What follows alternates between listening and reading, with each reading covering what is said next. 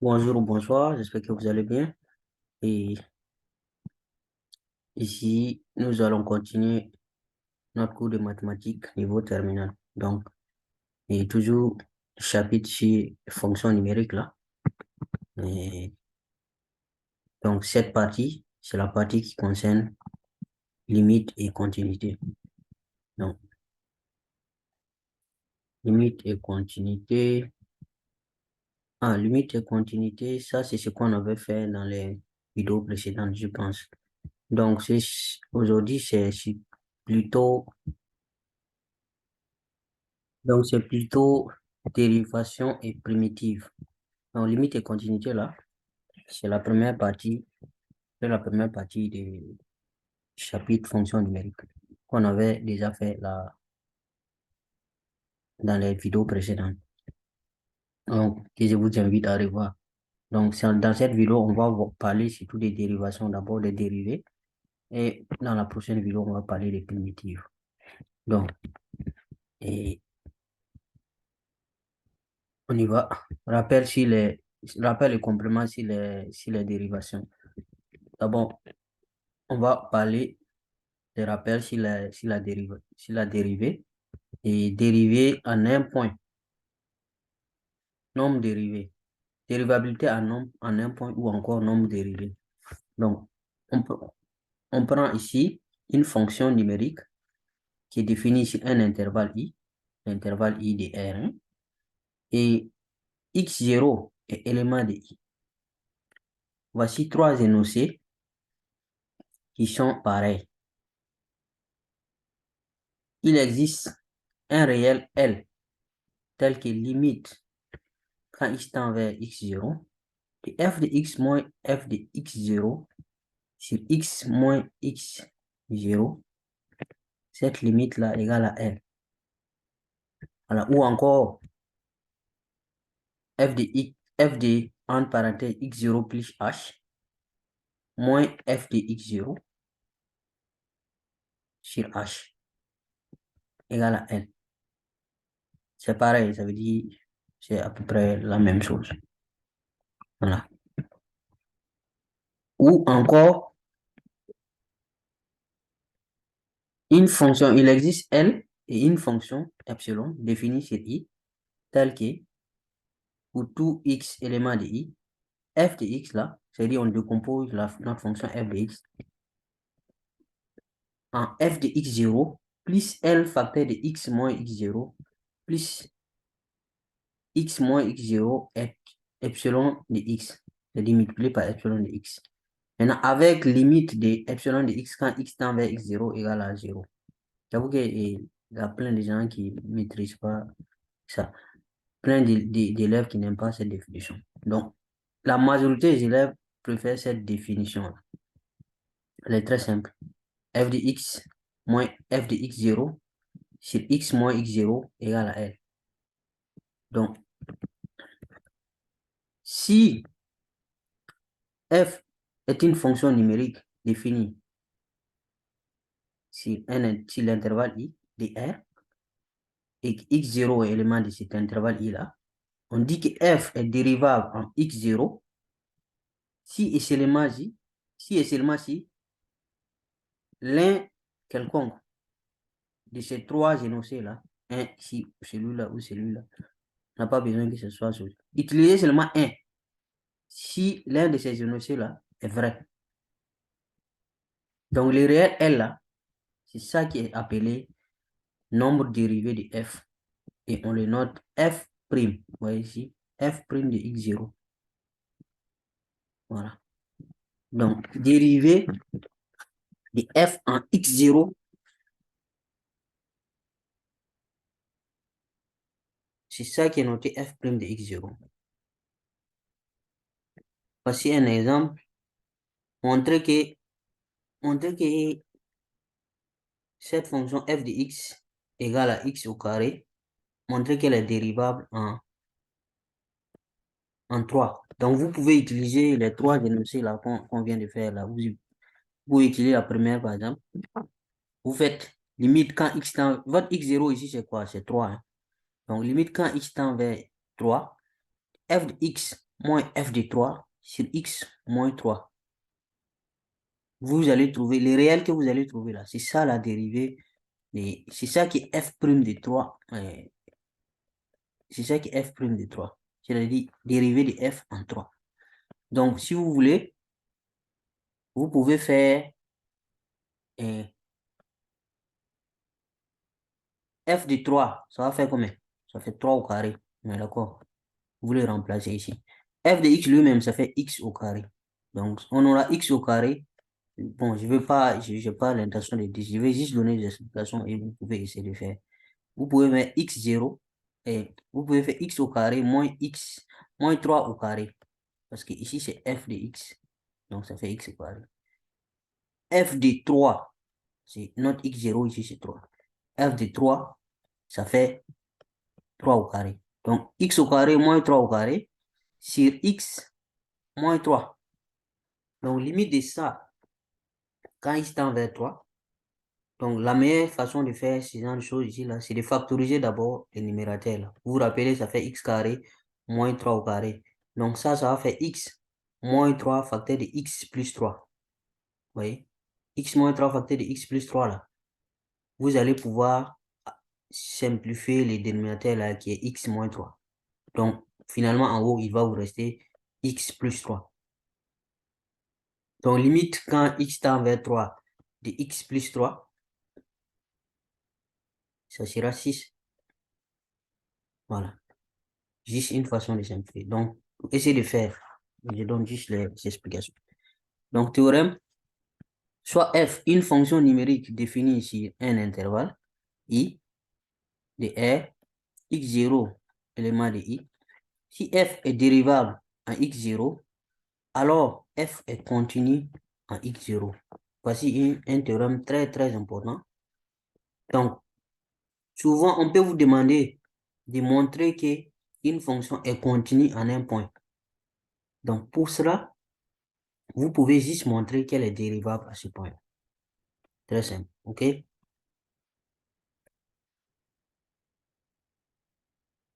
Donc, on va parler maintenant de dérivée à gauche, dérivabilité à gauche et dérivabilité à droite. Donc, ça, c'est juste ce qu'on vient de faire là.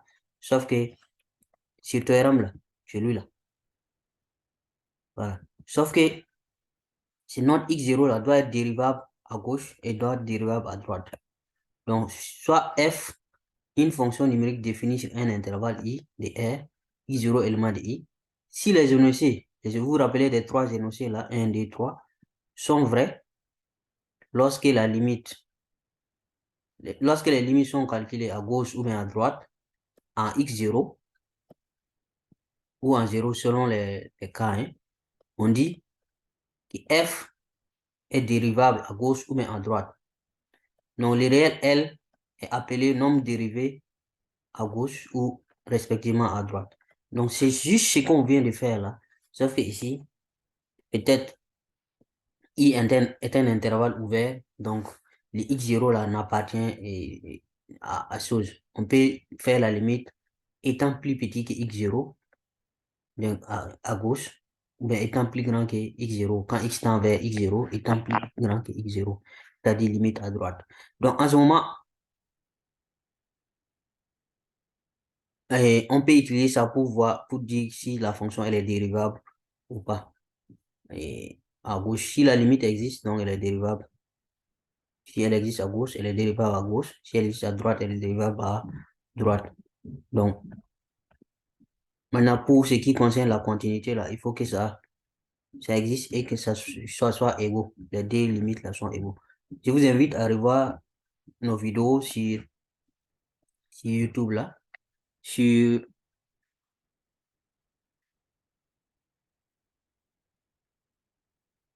sur la chose.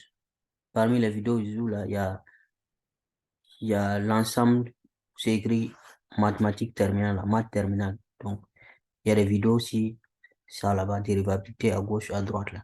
Je vous invite à revoir ces vidéos. Donc, et dérivabilité sur un intervalle maintenant, et maintenant fonction dérivée. Donc, si on prend une fonction f définie sur un intervalle,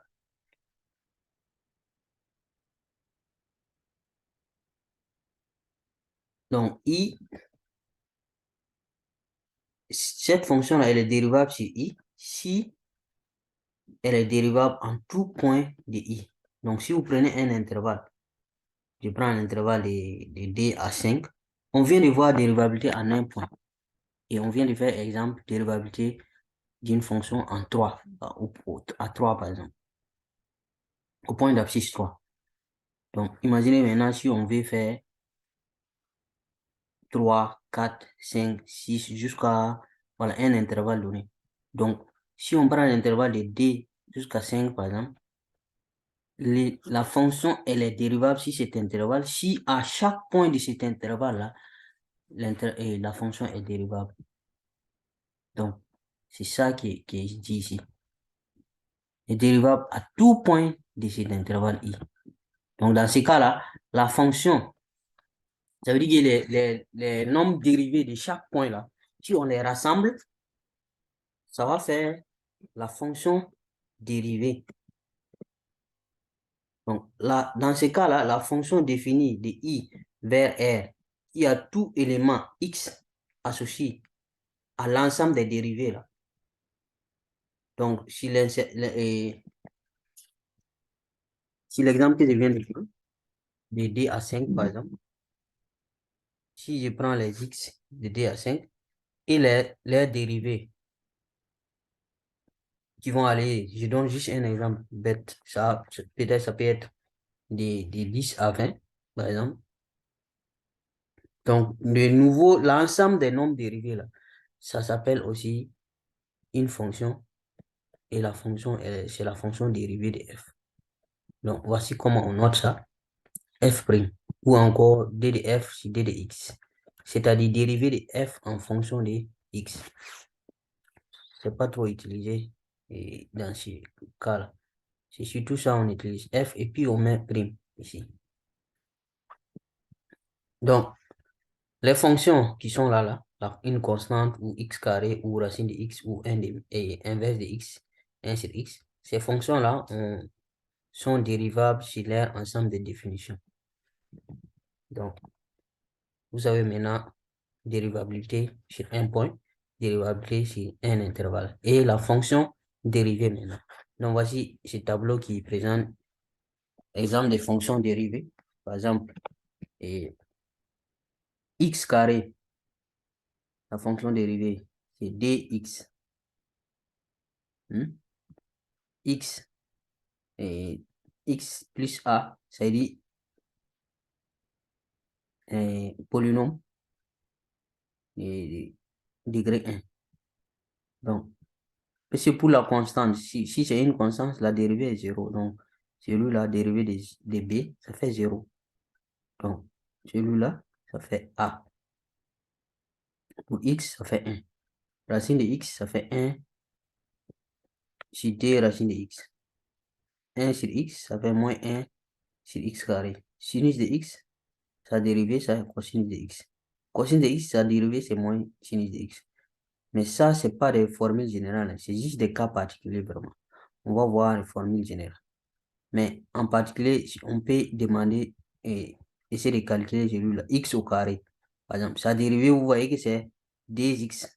Si on repart dans l'exemple qu'on était tout de suite là, rappelez-vous, hein, x au carré, dérivée c'est 2x. OK? Donc, on vient de faire la dérivabilité ici de x au carré en 3, non? Voilà. Au lieu de faire ça, on calcule la f' de x au carré. F' de x au carré, on vient de dire que ça fait 2x, non? Voilà. Maintenant, f' de x carré égale à 2x, là. Calculez maintenant f' de 3. Ça va faire 2x à 2 fois 3. Ça fait 6. Et si vous vous rappelez, c'est 6 qu'on avait trouvé quand on avait fait ça. Quand on avait fait appliquer cette formule. On a fait x au carré moins 3 au carré. X moins 3. Et puis on a simplifié après en utilisant les identités remarquables au numérateur. Et on a trouvé après, ça donne x plus 3. Et limite, quand x tend vers 3, de x plus 3, ça fait 3 plus 3, ça fait 6. Ça faisait 6, non? Voilà. Donc, vous voyez ici, si vous connaissez la fonction dérivée là, vous pouvez utiliser l'image du point là avec la fonction dérivée. Ça vous donne directement la dérivée à ces points-là. Donc, image et f' de x, ici, ça fait 2x. Maintenant, si vous calculez image de 3 en utilisant 2x, ça fait 2 fois 3, ça fait 6. Voilà. Juste une parenthèse. Et on continue. Donc, je disais que ça, ces tableaux-là, c'est pas les cas, c'est pas les formules générales là qui sont là. Donc, maintenant, on va parler des dérivées successives. Dérivées successives. Qu'est-ce qui veut dire dérivées successives? Dérivées successives, c'est quand vous dérivez plusieurs fois. Donc, soit f, une fonction numérique définie sur un intervalle i. Si f est dérivable sur i, sa fonction dérivée f' est parfois appelée sa dérivée première. Donc, quand vous dérivez une fois, maintenant, si sa dérivée, là, c'est-à-dire f' est aussi dérivable sur i, sa fonction dérivée est appelée dérivée seconde. Et maintenant, cette dérivée seconde-là, on la note, cette dérivée seconde, on la note comme ça, deux fois. Les primes là, les symboles primes là, on met ça deux fois. Et souvent, on peut avoir que même celle-là, là, cette dérivée qui est dérivée deux fois là, elle aussi, elle soit dérivable. Et en ce moment, on va noter 1, 2, 3, trois fois la dérivée troisième. Donc, soit on fait trois fois ces symboles-là, l'apostrophe là, ou on fait comme ça, 3 en parenthèse. Donc, on dit alors que f est 3 fois dérivable sur i.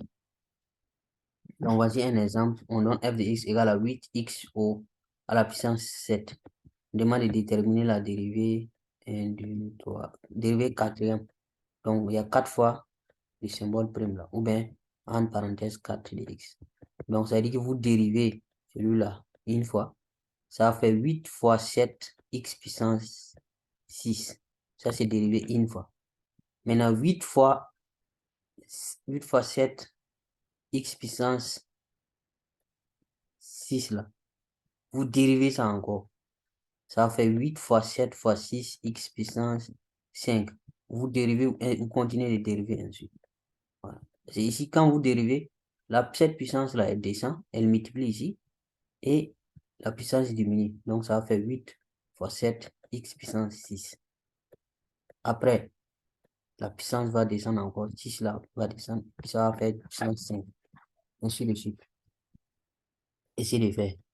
On va parler maintenant d'opérations sur les fonctions numériques. Quelles sont les opérations qu'on peut trouver? Voici ça. Ça, c'est vraiment important. Il faut retenir ça. Vous allez utiliser beaucoup. Hmm. Donc, si on prend des fonctions u et v, les fonctions numériques définies et dérivables sur i, sur l'intervalle i. Donc, si vous avez u plus v qui sont dérivables sur i, alors si vous voulez la dérivée de u plus v, si vous avez i et v qui sont dérivables, alors la fonction i plus v là, elle est dérivable. Et la dérivée de u plus v là, c'est juste la somme des deux dérivées séparément. Donc, i prime plus v prime. Maintenant, si vous avez une constante a u prime, c'est juste celui-là que vous allez dériver. C'est comme tout de suite là. Vous voyez que 7x, ou c'était comme 8x à la puissance 7 là. Voilà, vous avez juste dérivé x à la puissance 7 là. Les 8 là restent là-bas, ils partent pas. Donc, ça reste comme ça. Maintenant, si dérivé de la somme là, c'est juste la somme des dérivés. Dérivé du produit, c'est pas le cas. Donc, un produit là, c'est un peu plus compliqué. Donc, I fois V prime, ça fait I prime V. Celui-là, vous dérivez I, vous multipliez par V. Plus, vous dérivez maintenant V et vous multipliez par U. Vous voyez un peu? Voilà. En fait, la dérivée de l'un multiplié par l'autre et vous additionnez. Vous dérivez X, vous dérivez U, vous multipliez par V. Plus, dérivez V multiplié par U. Donc, ça, c'est quand c'est produit. Maintenant, on va aller quand c'est inverse ou bien quotient. En ce moment, si c'est inverse là, vous voyez 1 sur V tout au prime. Vous dérivez V, vous mettez en haut. Et le V au dénominateur, là, ça devient V carré. Et le plus important, il y a un moins qui vient ici. Donc, généralement, en cas général, si vous avez U divisé par V, ça fait U. Attention, hein, ici, c'est important que vous retenez que c'est le numérateur là qui vient d'abord. La dérivée du numérateur qui vient d'abord. Donc, I' fois V moins V' fois U. Vous vous rappelez ici, c'est à peu près ça, mais sauf que les signes là, est moins. Voilà pourquoi l'ordre est important, parce que c'est moins. Maintenant, sur V carré. Maintenant, si on a U ici, et le U là est dérivable hein, sur I, alors, si on veut la dérivée de U à la puissance n, qu'est-ce qu'on fait? Ça fait, vous voyez ici, la puissance là, c'est n. Hein. Vous faites descendre la puissance. Et vous dérivez le U, la fonction U, U'. Et vous diminuez la puissance. N moins. Donc, voilà pourquoi tout de suite là, on a vu x au carré, dérivé de x au carré, ça fait x. Et ça fait 2x. Dans le tableau qu'on vient de voir. C'est où? Dérivé de x au carré, ça fait 2x. Ça vient de cette formule générale là. On va peut-être voir la formule générale, le tableau de formule générale. X au carré dérivé de x au carré, ça fait 2x. Ça vient de là. Donc, x, le u là, c'est x. Et le n là, c'est d. Donc, je fais descendre la puissance n. Donc, ça fait d. Maintenant, je dérive le u. Notre u, c'est x, non? Dérivé de x, c'est 1. Donc, ici, ça donne 1. Maintenant, la puissance diminue. C'était 2. 2 moins 1, ça fait 1. Donc, ce qui fait que ça reste x ici. Donc, ici c'est 1, et puis ici c'est 1, et lui là c'est 2, ça fait 2x. Ça vient de là. Donc, retenez cette formule-là. Ces formules qui sont là sont des formules vraiment importantes. Vous pouvez essayer de les mettre dans un tableau. Cette formule, c'est là, ou ça, ou encore ici, ça et ça. Ok. Voici un exemple. Donc, on veut x à la puissance 7. Si vous voulez dériver ça, vous faites descendre la puissance. C'est cette formule-là qui s'applique ici. Vous faites descendre la puissance. Et n là, c'est n qui est la puissance. Ça fait 7 fois x prime. 7 fois x prime, c'est u prime, c'est x prime. 7 fois x prime multiplié par x à la puissance 6. La puissance a diminué de 1 point. Voilà. Donc, tout ça, ça va donner 7x, parce que x prime, ça fait 1. Donc, ça fait 7x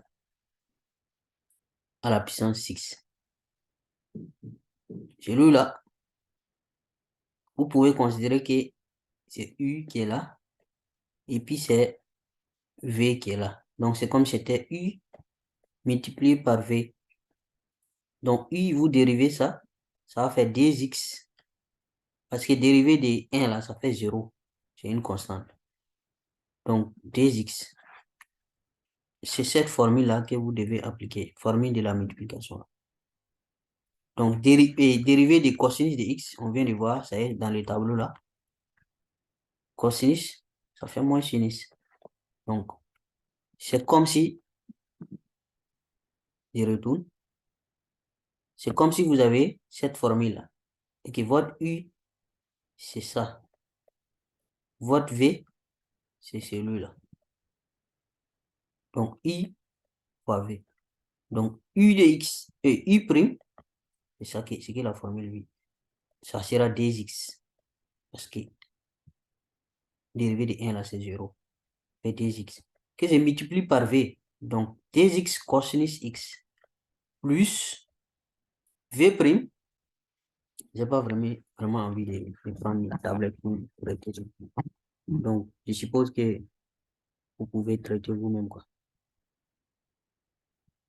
J'étais où? Si.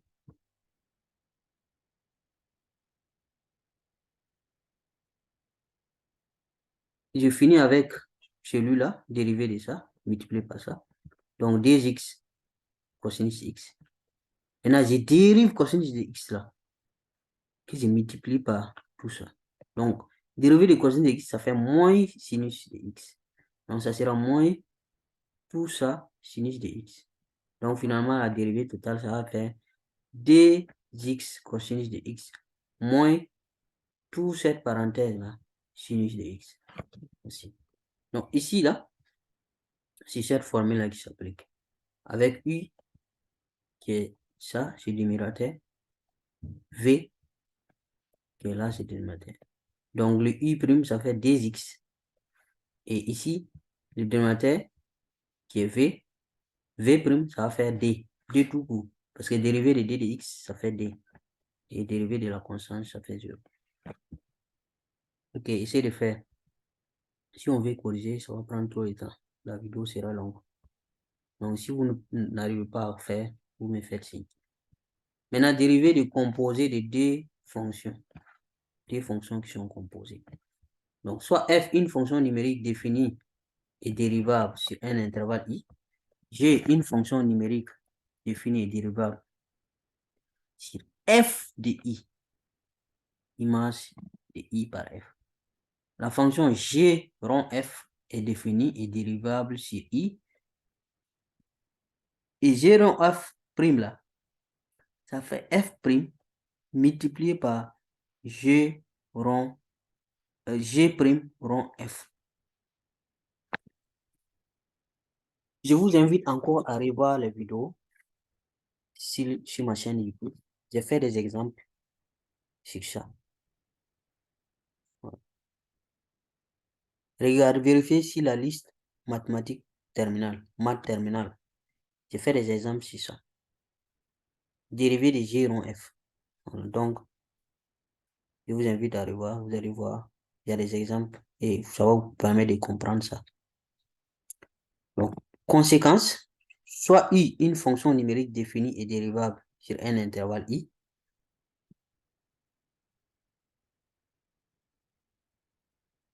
La fonction X qui est associée à tout X associé à cosinus de U de X est dérivable sur I. Et cosinus de U de X prime, c'est le dérivé de ça. Par exemple, si vous avez cosinus de 2x carré, cosinus de 2x carré plus 5, par exemple. Vous voyez? Donc, votre U là, ça sera 2x carré plus 5 en ce moment. Donc, ça fait moins U prime de x, sinus de U de x, juste en appliquant cette formule. Et maintenant, sinus de U de x, ça fait U prime cosinus de U de x.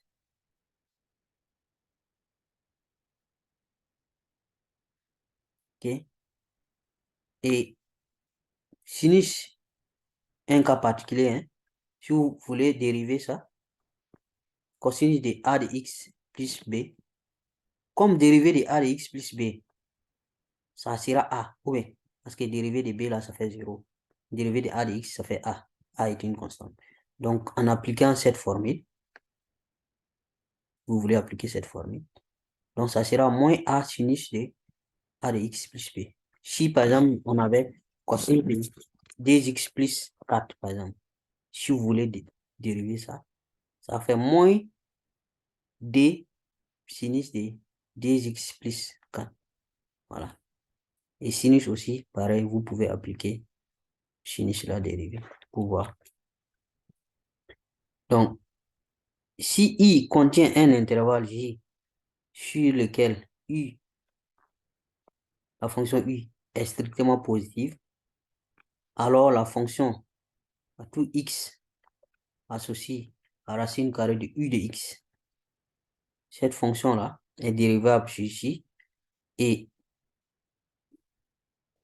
la dérivée des racines de u, voyez nos racines de u, ça fait u'. Ça maintenant, ce sont les formules générales. U' sur 2 racines de u. Donc, dans les tableaux qu'on vient de voir, vous vous rappelez à quoi était égal la dérivée des racines de x?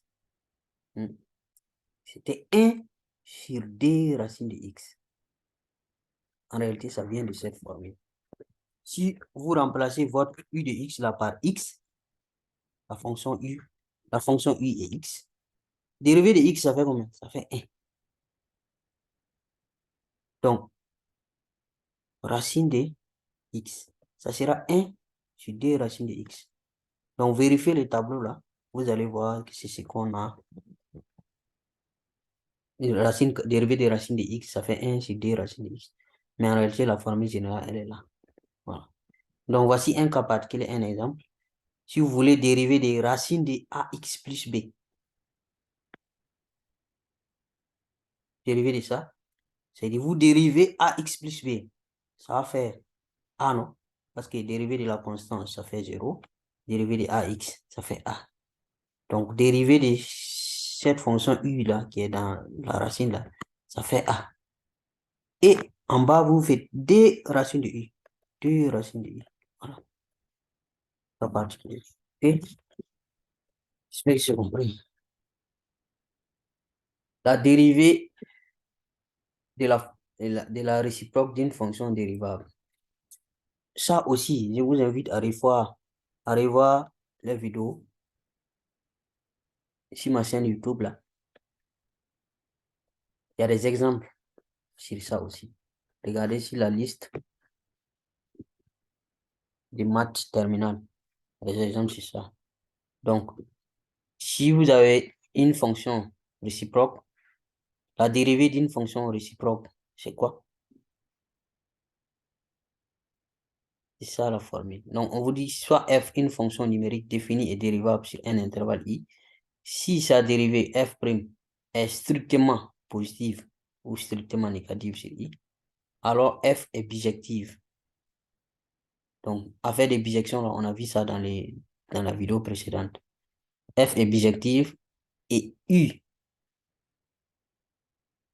F est bijective de U sur F de U.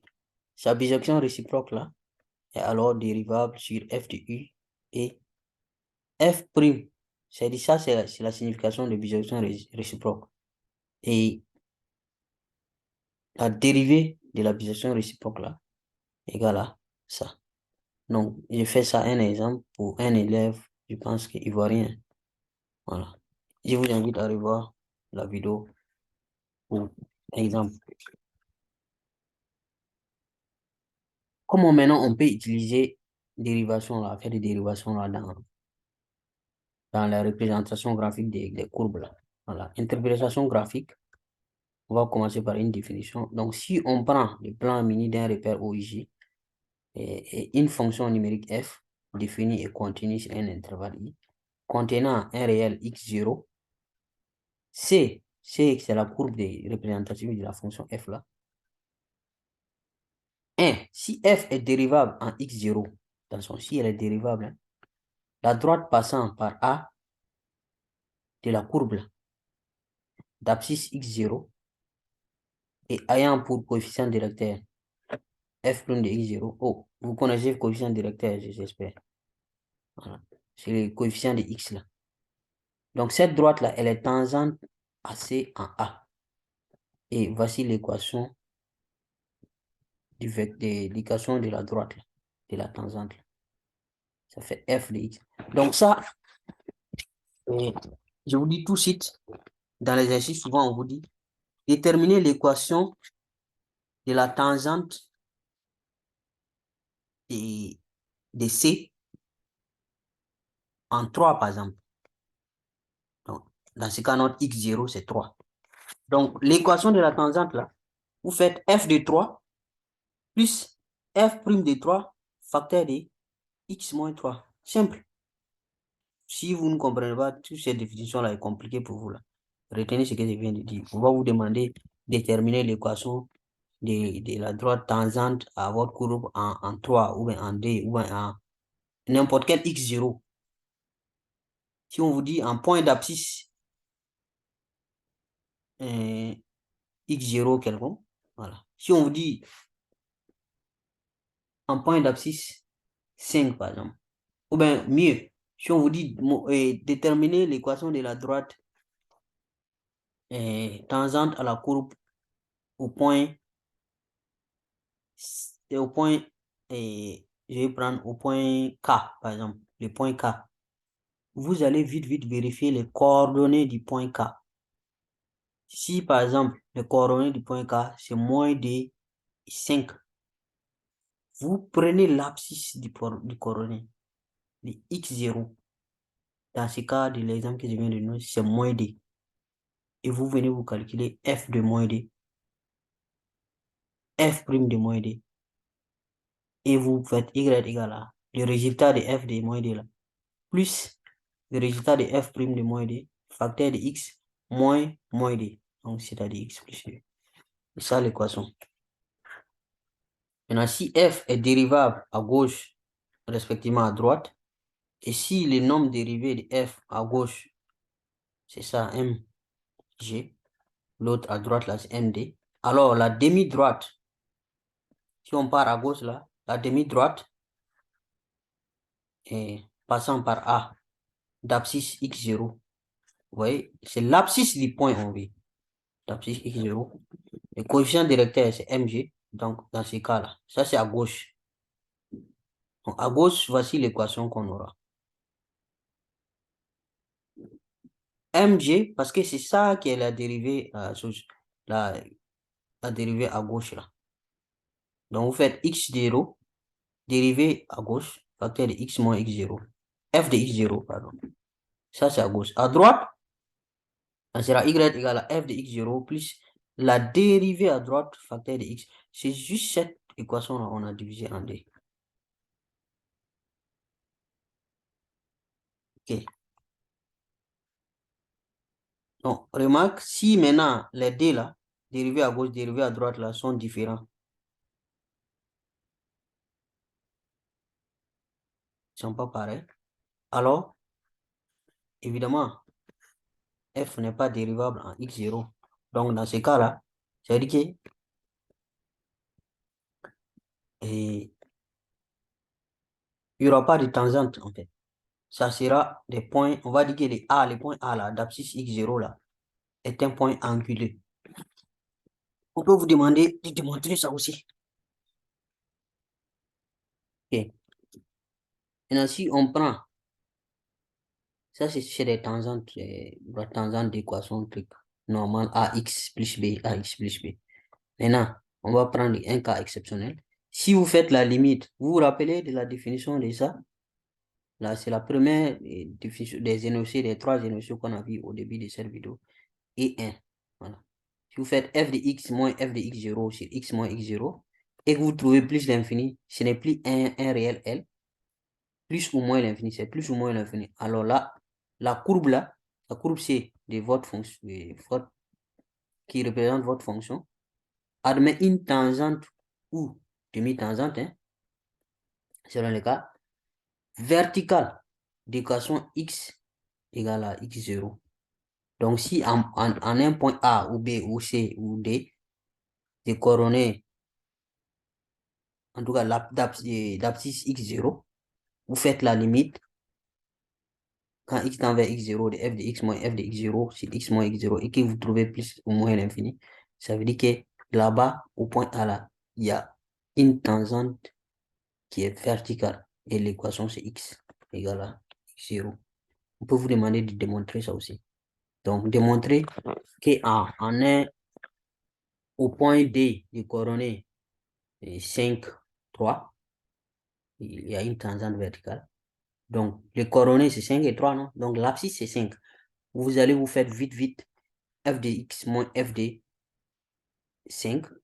sur x moins 5. Et vous faites la limite là, et vous montrez que la limite là, c'est plus l'infini ou moins l'infini. Et vous venez, vous faites la conclusion directe. Donc, si au point A, la tangente AC, elle traverse C, là, on n'est plus dans ce cas. Hein. Il y a une tangente à la courbe. Maintenant, cette tangente-là, elle traverse la courbe là. Quelque part, hein, on dit que A est un point d'inflexion. Voilà, parce que la courbe sera peut-être gondolée après tordue. Et c'est pour ça que la tangente là, elle va couper la courbe à quelque part en un point. Donc, on demande que si f est deux fois dérivable sur un intervalle contenant x0, le point de C, le point de la courbe d'abscisse x0 est un point d'inflexion. Donc, si f second s'annule en x0 en changeant de signe. Qu'est-ce que ça veut dire? Ça veut dire que si vous dérivez deux fois votre fonction f là, et que en un point de coordonnées d'abscisse x0,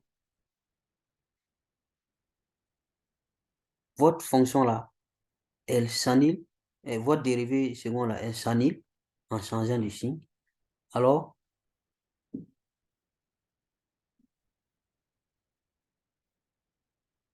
et la courbe là, en x0, les points d'abscisse, la courbe là a un point d'inflexion de coordonnées x0, d'abscisse x0. C'est ce que ça veut dire. Ok. Maintenant, on va parler des dérivés et des sens des variations croissant, décroissant. Ça aussi, c'est intéressant. Thème, théorème, donc, si on prend une fonction f numérique définie et dérivable sur un intervalle i et r, donc f est constante sur i, ça veut dire que f' égale à 0. Donc, ça veut dire que si vous faites votre dérivée de votre fonction et que la dérivée, elle est nulle, ça veut dire que votre fonction, elle est constante. Si votre dérivée, elle est positive ou égale à 0, ça veut dire que votre fonction, elle est croissante. Si votre dérivée, elle est négative, ça veut dire que votre fonction, elle est décroissante. C'est ce que ça veut dire. Donc, f est strictement croissante ou strictement décroissante sur i. Si vous avez ici, f' est strictement, parce qu'ici, il y avait égal. Donc, ici, strictement croissant ou strictement décroissant. OK. Donc, on remarque, si maintenant n'importe quel x, on prend x élément de i, la dérivée de f est supérieure ou égale à 0, ou encore inférieure ou égale à 0. Et si f ne s'annule pas, si l'intervalle j là, si l'intervalle j de i, alors f est strictement croissant. Ou encore, dans ce cas ici, strictement décroissant sur j. Donc, si ça ne s'annule pas, si c'est supérieur à 0, ça ne s'annule pas, donc c'est strictement croissant. Donc, si c'est inférieur à 0 et que ça ne s'annule pas, donc c'est strictement décroissant. Donc, il faut voir aussi si ça s'annule ou ça ne s'annule pas. Ok, voici un exemple ici. L'exemple ici, on dit de déterminer sens de variation de f. Donc, vous utilisez juste la dérivée là pour voir qu'est-ce que ça va faire. Donc, la dérivée, vous faites dérivée de ça.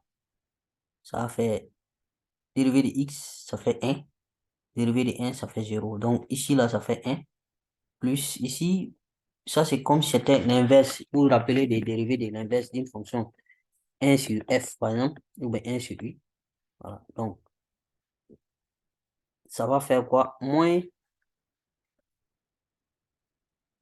celui-là, moins dérivé de ça. Donc, qui fait dérivé de ça, ça fait 1. Voilà. Ça fait x prime. Et ça dérivé sur 0.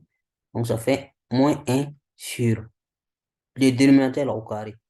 X moins 2 au carré. Donc, vous allez trouver 1 moins 1 sur x moins 2 au carré.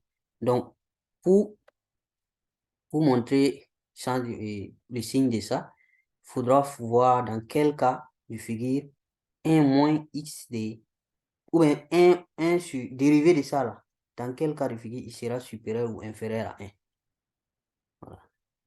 Si il est supérieur à 1, alors 1 moins lui, la dérivée, hein, je ne parle pas de lui-même. On va faire, s'il est supérieur, 1 moins la dérivée de ça sera négatif. Dans le cas contraire, ça sera positif. Donc, essayez de faire.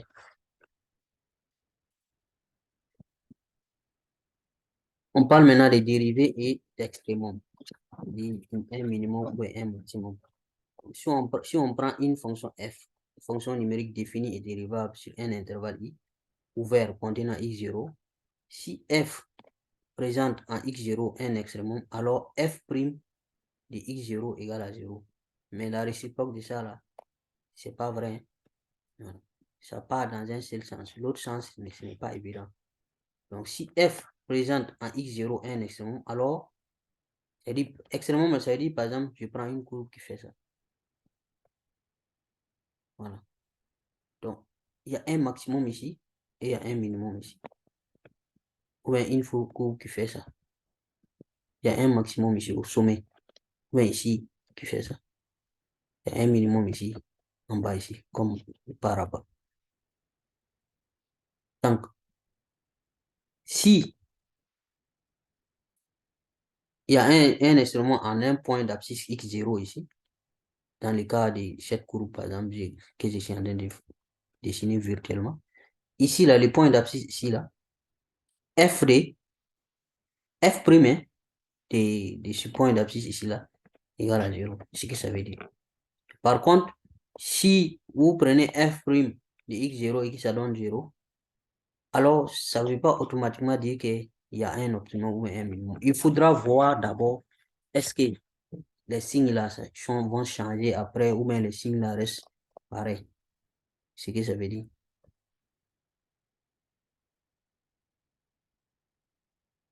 Donc, voici un exemple. Donc, on demande de montrer que f est présente en un extrémum dont on déterminera la nature. Donc, vous pouvez faire f', ça va faire 2x moins 3. Vous calculez ça. Et maintenant, vous pouvez poser l'équation f' de x égale à 0 pour pouvoir déterminer le x0 là. Pour pouvoir savoir c'est en quel point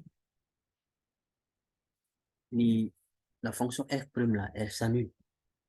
Donc, en ce moment, et vous allez pouvoir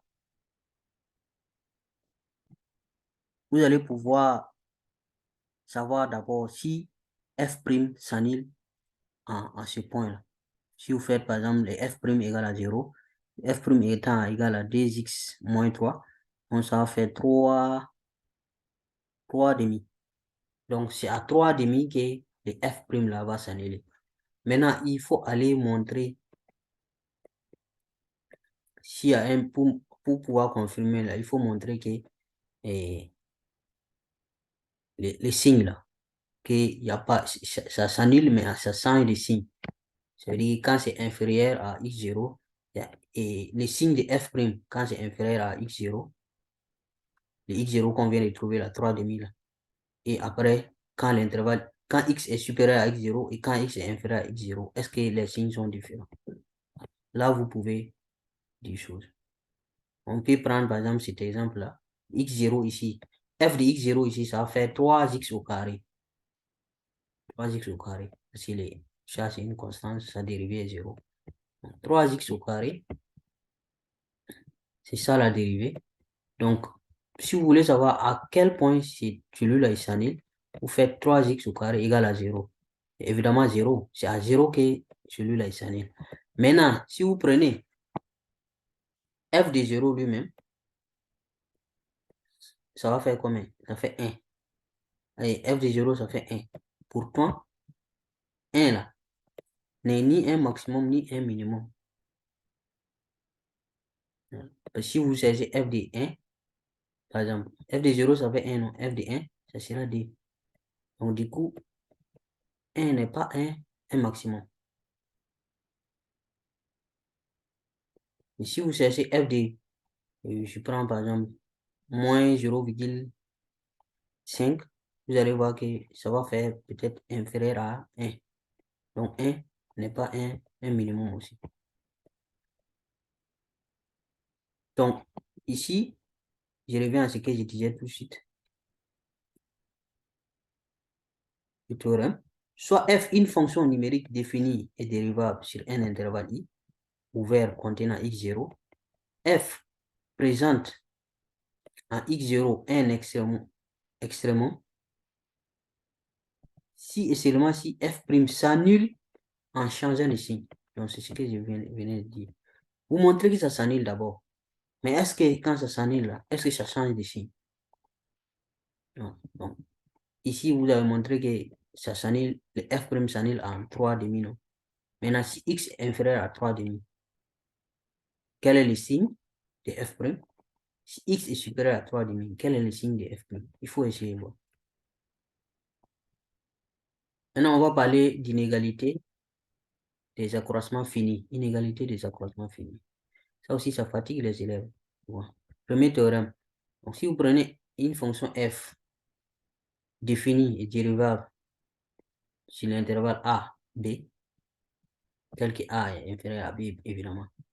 S'il existe des réels m et m minuscule, m majuscule, tel que pour tout x éléments de notre intervalle là, a et b là, on a ça, la dérivée de notre fonction f là, elle est comprise entre les d, m et m. Donc, en ce moment, si vous venez, vous faites m, le facteur de b moins a, sera compris entre et sera inférieur à f de b moins f de a, et qui sera à son tour inférieur à m, grand M là, facteur de b moins a. Vous voyez, non? L'inégalité a commencé ici.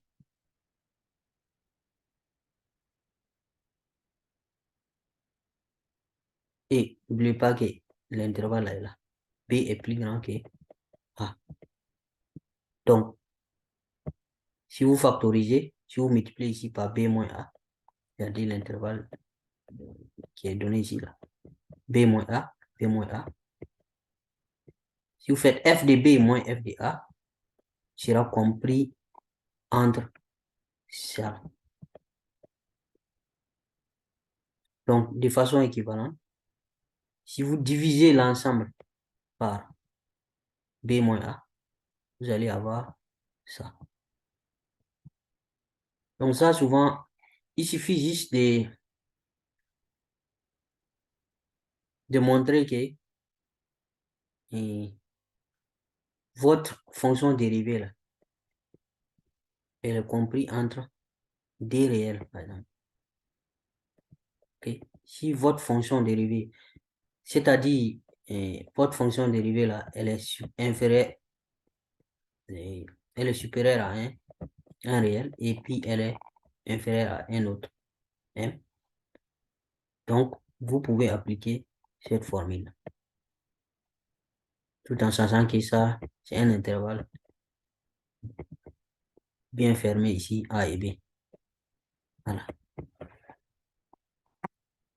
Un deuxième théorème maintenant, si f est une fonction numérique définie et dérivable sur un intervalle i de R, si on prend encore A et B sur notre intervalle là, s'il existe un réel k qui est positif et qui est non nul, tel que valeur absolue, ça découle à peu près de là, valeur absolue de f' de x qui est inférieur ou égal à k, sa valeur absolue, c'est pas f' elle-même. Et là, c'est la valeur absolue. Donc, dans ce cas-là, On peut dire que f' valeur absolue de f' de b moins f' de a est inférieur ou égal à k valeur absolue de b moins a. Vous remarquez que c'est à peu près comme ce qui est là. C'est à peu près ça. Là, cette partie-là qui est présentée ici. Donc, à peu près juste cette partie qu'on a coupée. Donc, ce théorème D là, ça vient juste à peu près de chez lui là. Donc, ici, voici un exemple que vous pouvez essayer de faire. Essayez de faire et vous me faites signe si vous ne comprenez pas. Donc, la fonction f, racine carrée de x plus 1. On demande de montrer que ça admet une solution unique qui est x0, qui est compris entre 1 et puis d.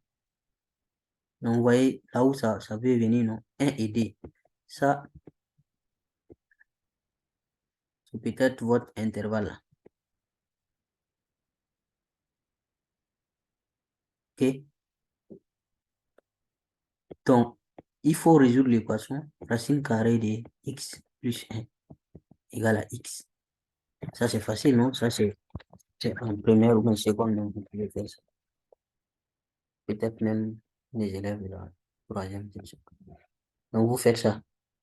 Et vous utilisez maintenant, vous voyez l'intervalle. De montrer que pour tout x, élément de 1, intervalle 1 à d, on a ça. Voici ce qu'on vous a donné ici. L'intervalle, soit a et b, les éléments de i. Donc, 1 et d, les a et b là remplacent tout simplement, les 1 et d là remplacent tout simplement a et b ici. OK? Donc, il suffit de montrer que f', la fonction dérivée là, elle est inférieure à ça. C'est ça qui est chose. Votre cas là, je pense que c'est ça. Vous voyez ici, non? K de f' de x moins f de x0. F de x, pardon, moins f de x0. C'est ça qui est là. À peu près. Vous pouvez essayer de faire. Et, je pense que c'est pas compliqué. En fait, si on veut traiter l'exercice là, ça sera trop long. Le programme de la terminale est tellement long qu'on ne pourra pas finir. Donc, je préfère que vous envoyez l'exercice si vous ne comprenez pas. Et on va faire. Là, on se limite là pour ce cours-là. Donc, prochainement, on va parler des primitives. Aujourd'hui, c'est dérivé. Donc, la prochaine vidéo, ça sera sur les primitives. Là. Je vous invite à vous abonner et à partager, à liker. Donc, on se donne rendez-vous dans une prochaine vidéo. Merci beaucoup.